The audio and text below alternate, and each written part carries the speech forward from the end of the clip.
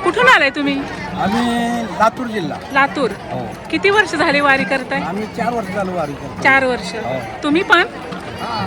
लातूर जिल्ह्यामधूनच आलो.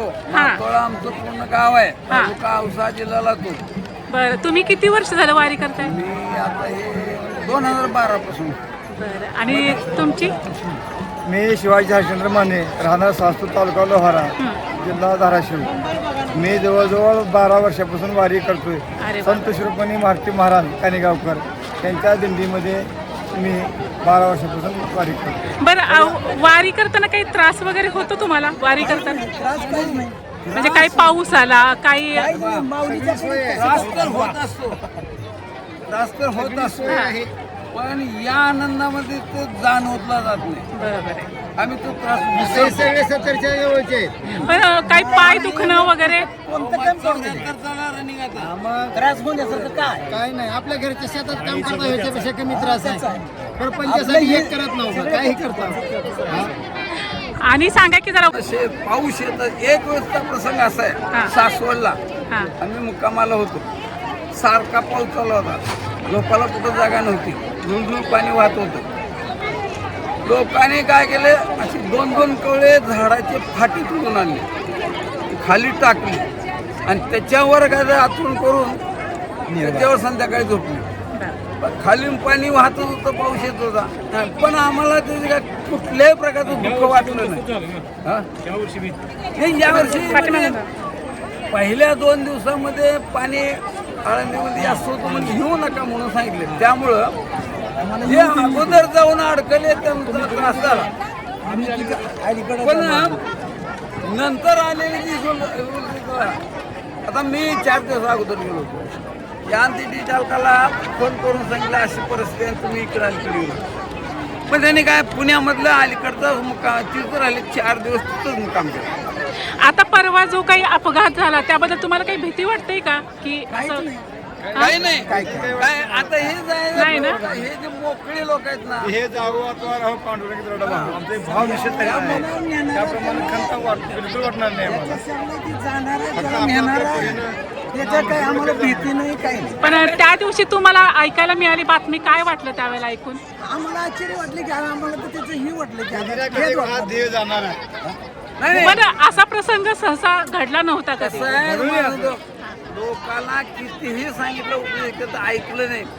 लोक जर त्यांनी जर समजा दिलेल्या सूचनेचं पालन केलं असतं तर ही वेळ त्यांच्यावर आली नसती. बरोबर. आणि पाहणाऱ्याला सुद्धा पाहून अशा प्रकारे दुःख व्यक्त करायची पाळी आली नसती. काय भयानक अशा प्रकारची स्थिती त्या ठिकाणी झाली नसते. पण हे कशामुळे झालं की यांच्या चुकीमुळं.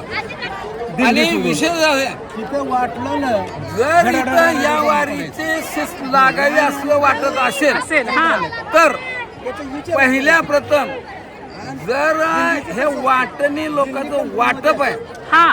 खाणे पिणे किंवा काही वस्तू वाटप आहे, ही सगळ्यात चक्क बंद करावं. का बरं? पण त्याने वारकऱ्यांना फायदा होत असेल ना? वारकऱ्या पण याच्यामुळं आता ही कालची घटना घडली याच्यामुळं. पलीकडं बिस्किट वाटप करायचं म्हणल्यानंतर धडा तिकडे गेले आणि त्याच्यामुळे त्या ट्रकवाल्याला कंट्रोल झालं नाही आणि का ते अंगावर आले. मग असे मला काय यांना काय करायचं, हे नाही ज्यांच्या संकट आलेत त्यांच्यावर खायला मिळतं ना.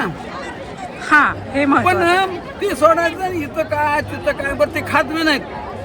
घेते, त्यांना जर नाही आवडलं तर घ्यायचं, तेवढं पुढं जायचं टाकून द्यायचं, पुढे निघायचं. ही अशी एक तर अन्नधान्याची नासाडी आणि दुसरं याच्यामुळं अपघातही होतात. बरेचसे लोक दिंडीमधले किमान 25% लोक वाटाला काहीतरी मिळतंय ते घ्यावं, गोळा करावं आणि घेऊन जावं याच उद्देशानं आलेले असते बरेचसे. बरोबर. आता इथून घरी गेल्यानंतर काही त्रास होतो तुम्हाला वारीचा? काही नाही, रोजचं तुमचं रुटीन सुरू. आपण पावसाळ्याला पाऊस लागला, पाऊस लागल्यावर जर आपण भिजलो तिथे त्रास होत नाही का? तसे प्रकार आहे. नाही सर, माऊलीला गेलो आपल्याला त्रास झाला म्हणून माऊलीवर वजन ठेवणं हे चुकीचं आहे. नाही, माऊलीवर वजन ठेवणं हे चुकीचं आहे. आपण आता शासनाचे जे नवीन धोरण आहे, सर्व गुण सर्व धर्म समभाव, याची ज्वलंत जर परिस्थिती पाहिजे असेल तर पहिली नाही ज्वलंत परिस्थिती, कारण या 18 सोहळ्यामध्ये एकात्मता सगळीच काय स्त्री पुरुष लहान थोर आबाल वृद्ध एवढंच नव्हे तर आंधळे पांगळे सुद्धा या ठिकाणी येतात आणि कुणी कुणाचा द्वेष करत नाही.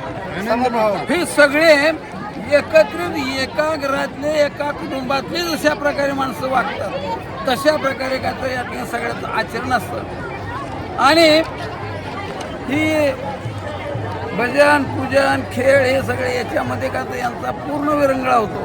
केवळ या 22 दिवसाच्या काळामध्ये सिंगल एक सुद्धा आठवण आपल्या प्रपंचाची किंवा आपल्या हा, घरची काही येणार तो प्रश्न मी विचारणारच होते, घरात त्यांची आठवण येते का म्हणून. अजिबात येत नाही. हा, ज्या वेळेला आम्ही आता पंढरपूरला जाऊ, एकादशी झाल्यानंतर द्वादशी दिवशी द्वादशीचं पारणं झालं की मग मात्र सगळ्याला गावाकडची ओढ लागेल. पण तोपर्यंत अजिबात कोणाला मग इथं काही कमी पडू द्या काही आम्हाला काही एक त्रास नाही. बरं. माऊलीपासून आम्हाला सुख आहे, आनंद आहे. आनंदाने आम्ही पंढरीच्या वारीला येतो. आळंदी ते पंढरपूर वारी करून सावकाश घरी जातो. काही त्रास आम्हाला होत नाही. तुम्ही रोज चालता किती? रोज 30 ते 40 किलोमीटर चालतो. 30 ते 40 किलोमीटर हा. रोज चालता. हा रोज बरं.